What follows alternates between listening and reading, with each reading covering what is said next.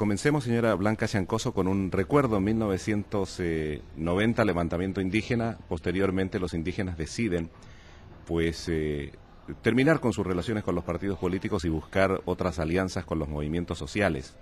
Se hablaba en aquel entonces de democracia excluyente.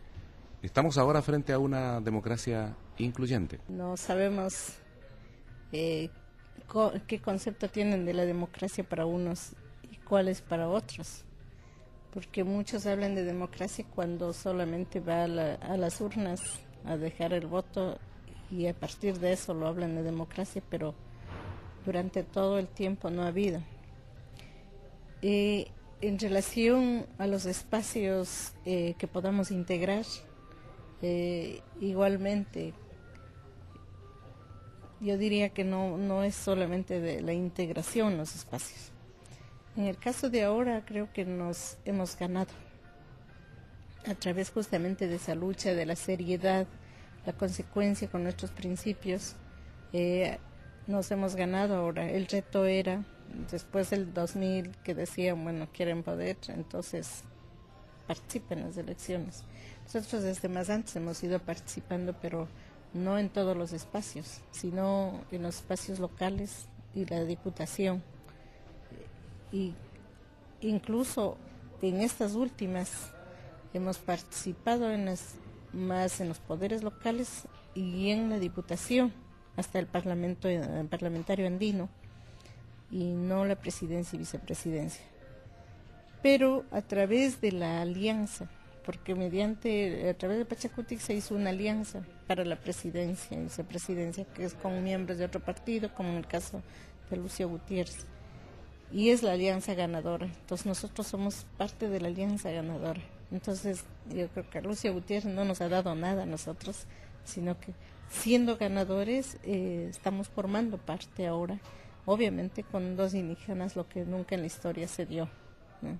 Entonces eso es lo que cambiaría ahora, que sería, esta es otra parte de la ganancia, del esfuerzo del movimiento indígena, de sus derechos, que por encima de las presiones que hubo desde la Embajada Americana y de otros organismos multilaterales para que Ecuador no tuviera su carta de presentación a Cancillería con un indígena, por encima de aquello, pues ahora el movimiento indígena lo ha exigido, ese derecho de que sea en ese espacio en el cual participemos. Y por eso está la compañera Nina Pacari. Entonces, yo diría que ahora, más que democracia incluyente, es más bien un inicio de lo que debería de haber sido como un Estado plurinacional e intercultural. Este nuevo gobierno, señora Chancoso, basa, por resumirlo de alguna manera, su accionar y su promesa en las 5 seguridades, ¿verdad? Seguridad ciudadana, seguridad social, seguridad jurídica, seguridad ecológica y seguridad alimentaria. Se trata de un tremendo desafío, porque si consideramos que Ecuador tiene una deuda de 12.000 millones de dólares, que es el 80% del Producto Interno Bruto, y para servir esa deuda, el servicio de la deuda tiene que pagar 2.000 millones, ¿de dónde va a salir el dinero para cumplir las promesas? Eso ha sido un reto político. Creo que también le estamos dando como un espacio de tiempo para que vuelva a revisar. Y la parte de la promesa que pueda cumplirse, mucho va a requerir de las gestiones que lo haga como gobierno, más que de contar con un presupuesto en las arcas del país, porque conoce muy bien que cuando Lucio Gutiérrez recibe, ahora el país recibe con las arcas vacías, y por poco decir que un país embargado, porque hasta los últimos días, ya en transición, el gobierno saliente comenzó a vender los recursos e incluso a hacer un crédito en el cual se tuvo que realmente detener eso al anterior, advertirle de que no debe realizarlo porque o tendrá que revisar el nuevo gobierno a ese nivel. Eso partiendo del presupuesto que pudiera existir. Segundo lugar, es importante que algo que hemos venido diciendo desde anteriormente a los gobiernos anteriores, pues hay empresas que dicen estar invirtiendo y no la están haciendo, sino que están solamente saqueando, llevando y no lo pagan los impuestos, entonces es importante cobrarlas o ver realmente empresas, ver empresarios que puedan hacer una inversión real y que se justifique y se visibilice esa inversión. Yo creo que eso tiene que hacer el país. Por otro lado, tenemos otro nivel, igual, están más deudas por cobrar. Tanto cuanto hay por pagar, también hay por cobrarse.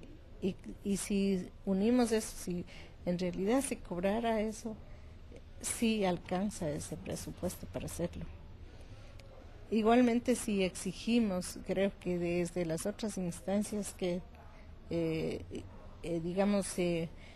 si hablamos con las multilaterales, como son el Fondo Monetario, el Banco Mundial, ante la deuda existente, la aparente deuda, perdón,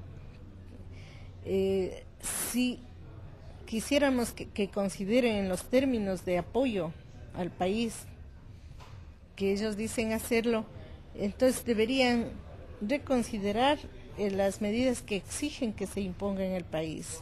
Es decir, no nos pueden apretar, aumentar el presupuesto fiscal para pagar la deuda externa cuando hay necesidades que realmente saciar.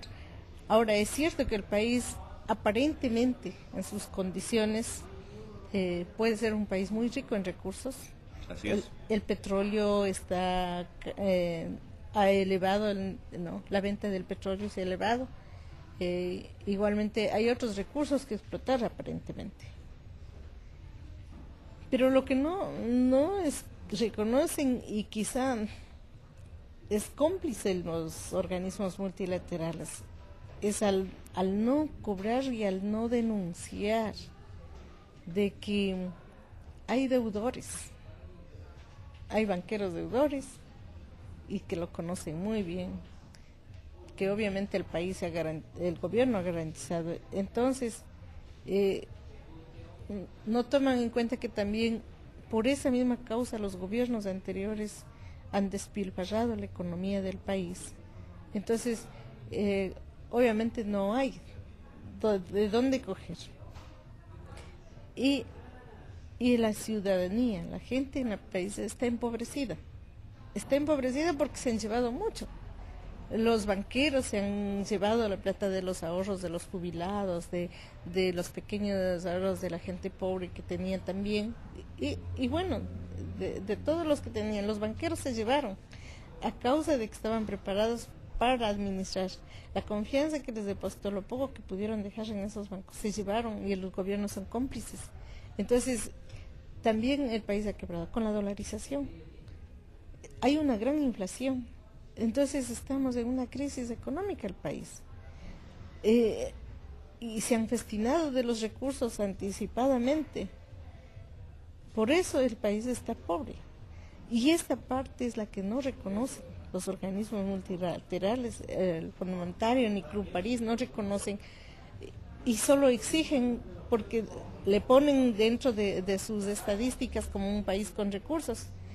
Pero entonces nosotros hemos venido exigiendo desde años anteriores a tomar en cuenta esto, un nivel de condicionamiento con los gobiernos anteriores que debía haber hecho para que entonces sea otra las formas de cobrar, de recuperarse, y no con las medidas que quiere imponer. Siguen dando crédito para que otros se sigan llevando, pero el pueblo sigue cada vez más empobrecido. Entonces hemos aumentado migración. Fuera del país hay muchos migrantes y que han perdido sus derechos. En el país hay muchos indigentes que han aumentado, no porque no hay trabajo. Entonces, nosotros decíamos que incluso antes Antes, por ignorancia, por falta de conciencia, los padres no ponían a sus hijos a la escuela. Hoy en día es por pobreza que no pueden ya continuar en la escuela muchos niños, muchos jóvenes en el colegio. Entonces, estando en esa situación, esta parte es la que los organismos multilaterales no lo ven y es la forma de apretar para que terminemos para terminar de destinar todo. Es decir, quieren todos los recursos ambientales, quieren todos los recursos naturales, quieren todas las compañías, todo. Y obviamente estaríamos peor que Argentina. O creo que ya estamos peor que Argentina. Lo que pasa es que hemos sobrevivido mucho tiempo en la pobreza y eso hace que tal vez no lo sintamos tanto. Esta situación sí creemos que tiene que sentarse el gobierno con los multilaterales o tiene que escucharnos a los ciudadanos, a que tienen que revisar para querer imponer medidas. Nuestro planteamiento es que, por ejemplo, el Fondo Monetario, el Banco Mundial, ellos pudieran permitir unos 2 años, si es que hay la deuda, como lo dicen, entonces que nos dejen 2 años de gracia, que el gobierno pueda reordenar económicamente, reprogramar con todo el presupuesto existente, porque hasta hoy se pagaba 54% del presupuesto. Entonces, que no sea ni 10% ni nada, sino que los 2 años nos permitan que esos 54% que se iba al pago de la deuda, entonces que se ponga transparentemente, visiblemente para reorganizar esa política económica en producción, desarrollo con nuevas condiciones para que pueda generar nuevamente, recuperar, ¿no? Y a partir de ello tiene que bajar el presupuesto de la supuesta deuda. Es decir, no debería seguir siendo ni el 25%. Podemos hablar, si es que quieren, de un 10%. Aunque es muy inmoral de que nos estuvieran cobrando hasta estas alturas. Entonces eso, hay estas formas que se puede hacer. Lo que pasa es que los gobiernos, cuando van a renegociar la deuda, lo que hacen es extender los plazos de pago de los intereses. Así es. Y lo que hacen es aumentar la deuda. Cogen más crédito, duplican la deuda. Bueno, así yo también, pues yo le presto $5 y que era de pagar el domingo, no me pague el domingo, págueme dentro de 1 año, pero me da 100. Entonces, así yo también le dejo, pero entonces, sin haber recibido más crédito, simplemente por extender el plazo, me tiene que dar triplicado. Entonces, ese chiste no deberíamos de hacerlo. No se puede jugar con la situación de un país de ese nivel. Lo que sí, entonces, la negociación tendría que ser que se detenga el aumento de la deuda. Señora Chancoso, volvamos al movimiento Pachacutic, Movimiento Nuevo País. Uno, leyendo los documentos, da la impresión que en esta coalición con el gobierno, lo que se ha dicho, mire, bueno, vamos a moderar nuestras exigencias, pero queremos coherencia y transparencia. ¿No es de alguna forma también una suerte de hipoteca para el movimiento Pachacutic?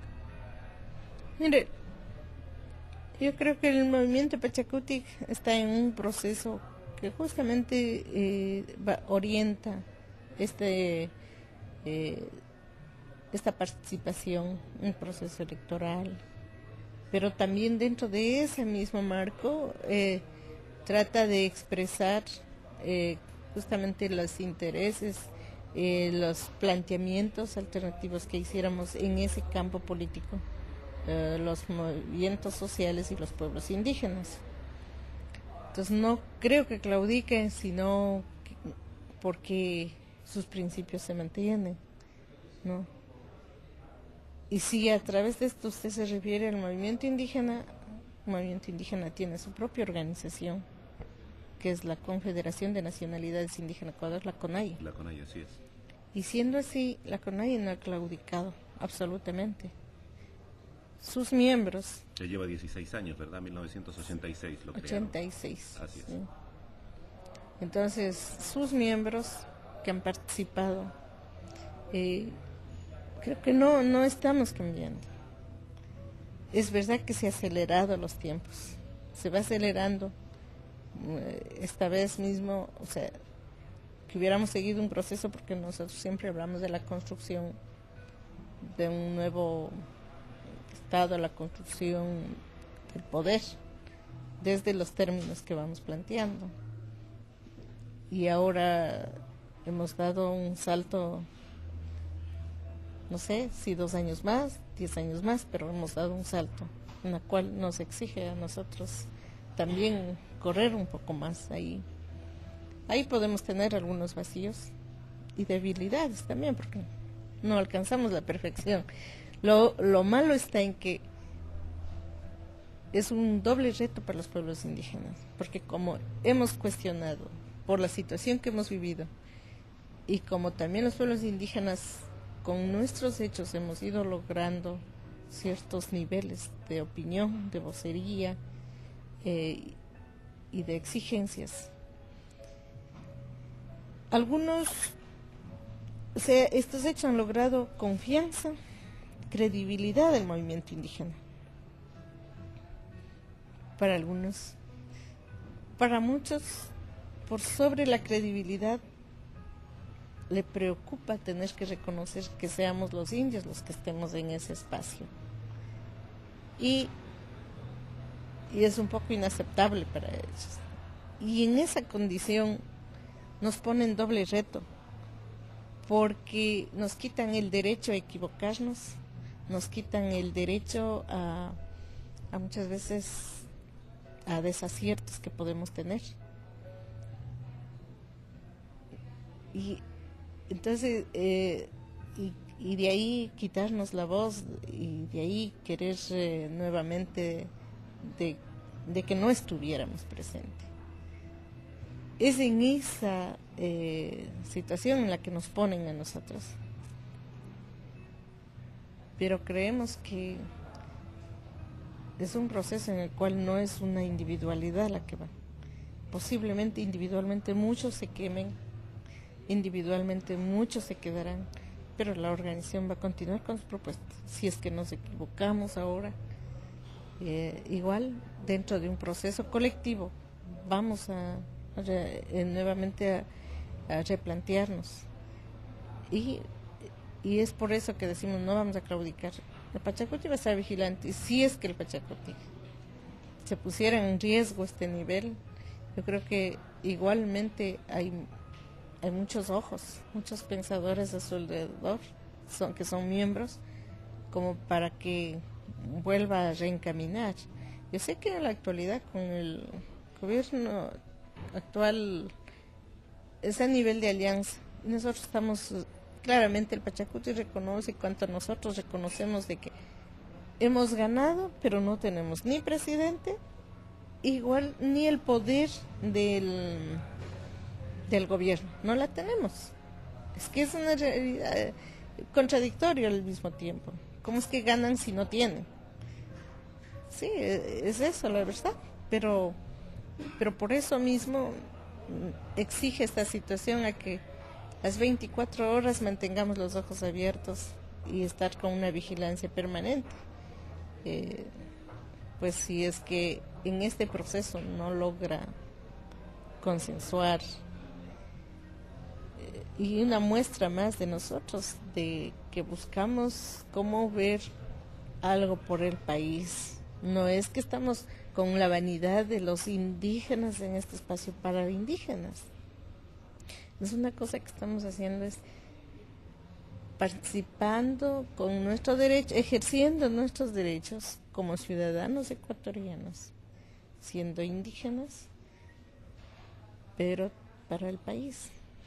En ese conjunto hemos arriesgado, es un riesgo, es así como nosotros actuamos, es un riesgo que corremos, pero es por el país. Entonces, igual, si alguien no funciona por esta situación de país, creo que no estamos amarrados. Señora Troncoso, un par de cosas personales para concluir. ¿Cuántos años lleva usted en esta lucha? 30 años, voy por los 30 años. Es decir, que comenzó muy joven esta lucha, ¿verdad? Bueno, sí. ¿Y usted se imaginó alguna vez cuando comenzó de que se iban a dar estas circunstancias históricas para volver al comienzo, como usted lo ha dicho, de que por primera vez los indígenas no se les regala nada, sino que ellos mismos recuperan lo que siempre deberían haber tenido, su propia dignidad y su propio derecho a estar en los más altos cargos de representación gubernamental? Sí, cuando nos iniciamos siempre creíamos que había derechos y que teníamos que ir avanzando. Obviamente no queríamos coger nada de lo que existe como está porque es lo más criticado, pero sí construir e ir demostrando algo nuevo. Y así lo hemos ido haciendo con los poderes locales. Por ejemplo, tenemos alcaldes en los que se les ha demostrado que sí hay nuevas propuestas y que sí tenemos propuestas de gobernabilidad. Entonces, yo diría que sí hubo siempre un sueño, y solamente que no tan rápido. Como también una no se sabe si podía darse un año, cómo podía darse, cuánto tiempo podía demorar. Y lo que siempre nos ha preocupado es que más bien no se afecte la vida de la gente. Entonces, estamos acelerando la situación en logrado y eso me alegra a mí, pese a tanto tiempo que no estamos en el vacío. Y hemos tenido suficiente paciencia. Y que aún ni hoy, habiendo llegado, no nos sentimos aún todavía de que hemos culminado, sino que creemos que recién hemos dado un escalón. ¿Que ha sido muy difícil este camino? Y que sigue siendo difícil, porque hoy en día mismo tenemos muchos que tratan de oponerse, se sienten mal. Muchos han dicho, qué vergüenza que el país tenga una ministra y todavía hacia lo internacional, vestida así, todo, que va a dar la cara de qué van a decir del Ecuador. O sea, es esa la concepción como miran muchos, que no quieren reconocer. Usted hubiera visto cuando la transmisión, la posesión ahí diplomática en Cancillería a la ministra, cuánto los viejos diplomáticos de carrera, los que siempre estuvieron, no tuvieron el valor de dar un saludo protocolario normal de persona ante una ministra. Era algo insólito, donde usted les miraba decirle señora ministra, pero con la cara a un lado, un poco así, con una expresión que incluso siendo diplomáticos no la podían evitar. Esas son cosas que ahora empieza a romper ese esquema para que acepten con normalidad de que no nos tienen que exigir a representar al país que yo me tenga que poner un terno de otro y con zapato de taco alto, con un peinado así para decir que no entonces, le viene, ¿verdad? Para decir que represento al país. ¿Cómo? Es porque no están aceptando la pluralidad al momento, ¿no? Entonces, es importante ahora demostrarle al mundo de que soy persona humana con un vestimenta diferente y que tengo la misma capacidad que puedo tener, pero es más, una voluntad, un corazón para servir por el país de una forma más colectiva, que podemos hacerlo, no sé, ojalá siempre esperamos ser mejor que los anteriores. Entonces, eso es importante que conozca la gente, que el respeto mutuo, porque es igual que si yo cuando hace 500 años vinieron, no les dijimos póngase el anaco, póngase el alpargate para que entre, para aceptarle aquí, que yo diría en mi tierra. No les obligamos a eso. Y entonces, eso yo creo que de alguna manera, aún siendo incierto en los términos políticos, aún no habiendo ganado lo que hubiéramos querido ganar todavía en relación a las tierras, al respeto, al derecho, este ha sido otro espacio de elección para todos, para que tenga una cultura política de pluralidad, de diversidad en los países.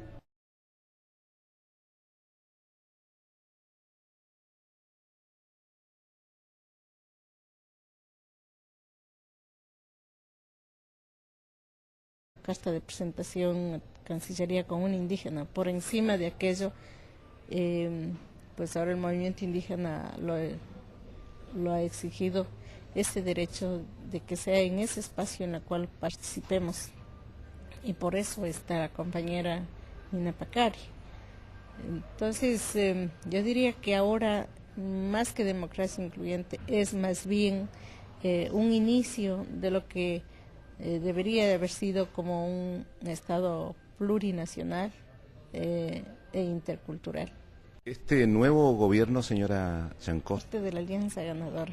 Entonces, yo creo que Lucio Gutiérrez no nos ha dado nada a nosotros, sino que siendo ganadores estamos formando parte ahora, obviamente con dos indígenas, lo que nunca en la historia se dio, ¿no? Entonces, eso es lo que cambiaría ahora, que sería, esta es otra parte de la ganancia, del esfuerzo del movimiento indígena, en sus derechos, que por encima de las presiones que hubo desde la Embajada Americana y de otros organismos multilaterales para que Ecuador no tuviera durante todo el tiempo no ha habido.